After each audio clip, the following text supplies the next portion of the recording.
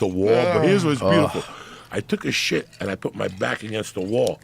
So when I shit, when you shit outside, it's not going to be a decent shit. Yeah. It's going to be like explosive. Like so when I got up, it looks like somebody got shot in the head. There was shit all behind me on the wall. You know what? I think I feel a little better. So she's sitting there with her little French poodles and her little chihuahuas, and she's looking at the wall like, what the fuck happened there? And all of a sudden, she actually walks up close to it and squints and looks down on it and looks around and runs in the house. I'm watching all this. I can't breathe. You meet somebody, they don't do nothing. They don't do nothing. They don't date. They don't do drugs. They don't play checkers. They don't do nothing. How long do you like those people for? You don't. I like people with a little bit of edge to them. They got to do something. If you tell me I don't like alcoholics, but I love heroin, I'm in. If you tell me you suck toes for breakfast, I'm in. You got to do something. The last time I saw you, I talked about getting thrown out of Catholic school and shit, and I beat up the nuns, so I'm going to tell you what happened. I'm going to tell you what happened after that shit, right? So you and I had something else in common. We got saved by an Italian man. Yeah. Okay, when I moved to New Jersey, the neighborhood man was Carmine Balzano, God rest his soul.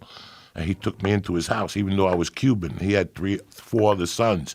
And one of the sons died, and I kind of replaced him. So whatever the sons got, I got. That gives you a different type of feeling. It was in the toilet. I would sit on the toilet, but I don't like my... He was on the edge. It wasn't that I was fat. I don't like my dick inside the toilet.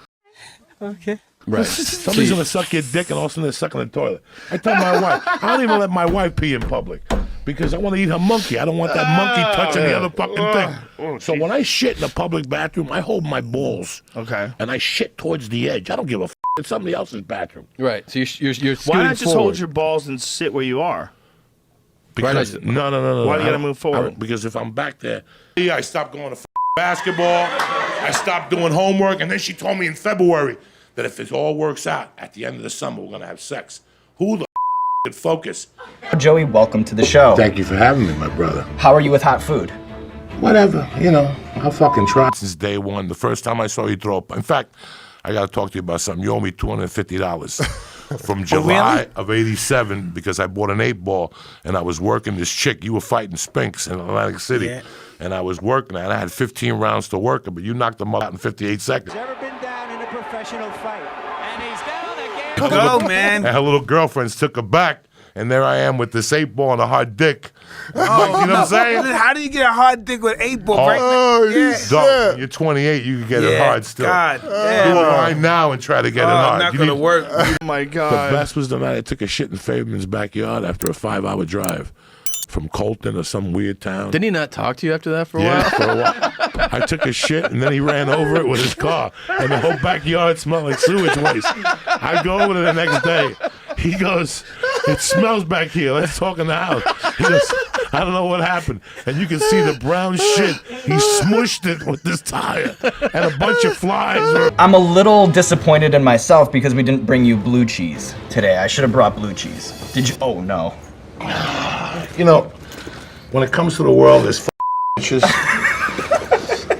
You gotta do it yourself. But this is as good as blue cheese as a you could get, okay? With chunks in it and pubic hair. This is good shit, right? We're gross. It's so much No. gross. When you take a shit, it's okay. It's till you cut it in half. You ever cut a shit in half? No. When that milk, when that Reese's peanut butter fume leaks out. Yeah. Oh my God. He's like, I've done studies. No. When you go to jail, it's hysterically like 2 album sides. Like that was the minimum.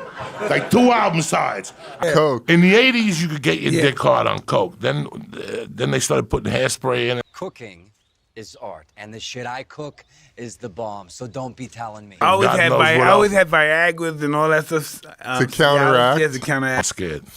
There's your guy, Frank Sinatra. Slung more dick in Hollywood than any motherfucker. And she's like, "Oh, that's so sweet. You and her broke up. Oh, you must need a hug." And as I started hugging her, we started swapping spit.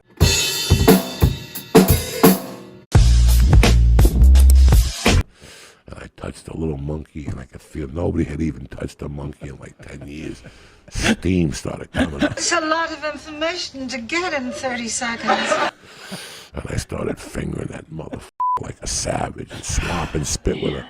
And my hand was nice and wet, and I'm fingering it. I got a pinky surrounding her ass. And I'm working, and finally I put it down slowly, and I pop her pants. I take her tit out. She's got one big fucking hand. I'm sucking her tits. When you go to prison, You have to cut the shit. you have to shit like in a tube while people are watching TV. Like when you go to county jail, you shit right there.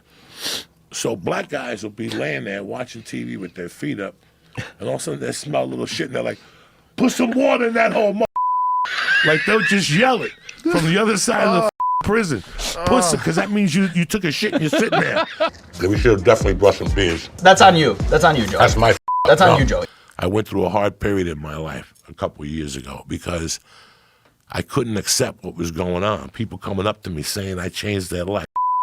I robbed a can of coins one time out of a Carvel. You know those cans that say donate to blind kids? It's like when you go to Vegas.